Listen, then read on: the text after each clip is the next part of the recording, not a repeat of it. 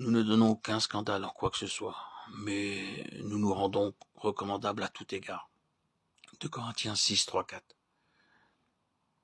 L'exposé de vie en Christ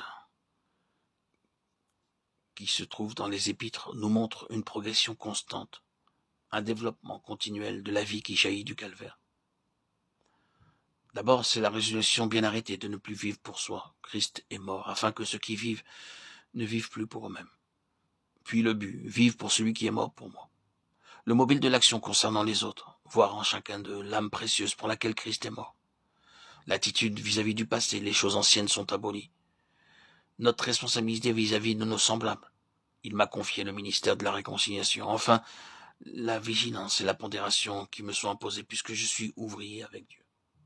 Les épîtres nous conduisent à avoir une discipline, ne plus vivre pour nous-mêmes. Si l'apôtre nous y exhorte, il nous en donne aussi l'exemple. 2 Corinthiens 6, 4, 10. Nous savons ce qu'étaient ces circonstances.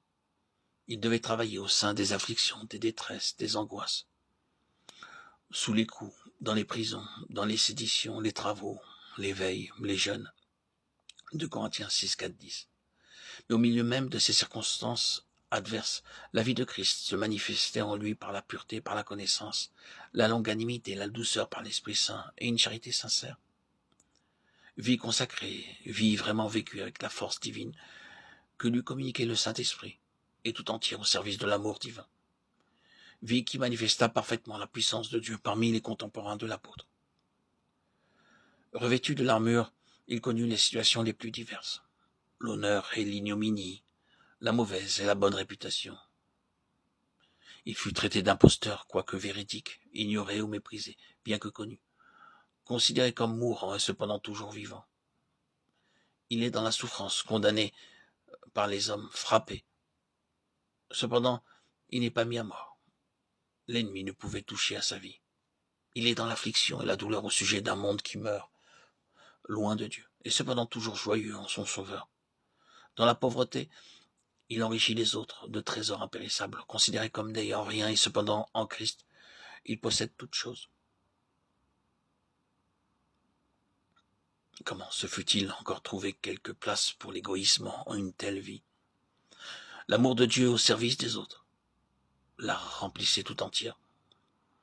Enfant de Dieu, si tu es uni à ton Seigneur et semblable à lui en sa mort, tu connaîtras à ton tour cette vie qui jaillit du calvaire et marcheras comme Christ a marché, comme son serviteur Paul a marché, à la gloire de Dieu. Mesure ta vie à ce que tu as perdu plutôt qu'à ce que tu as gagné, aux souffrances que tu as traversées plutôt qu'aux joies. La puissance de l'amour réside dans le sacrifice. Qui a le plus souffert, a le plus à donner.